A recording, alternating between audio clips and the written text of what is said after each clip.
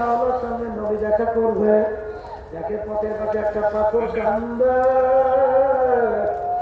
ঈসা আলাইহিস সালাম বলে, পাথর তুমি কেন কান্দো? বলেন, নবী কোথায় রওনা করছেন? আল্লাহর সঙ্গে দেখা করার জন্য। নবী আমার কথা একটু মালিকের কাছে বললেন যে একটা পাথর তোমার ভয়, তোমার জাহান্নামের ভয়। কাঁদতে কাঁদতে নহর জারি করছে, জাহান্নাম থেকে বাচ্চা। মুসা আলাইহিস সালাম বলে, মালিক পাথর তোমার ভয়, জাহান্নামের ভয়, কাঁদতে নহর জারি করছে, তোমার জাহান্নাম থেকে মাপ চায়।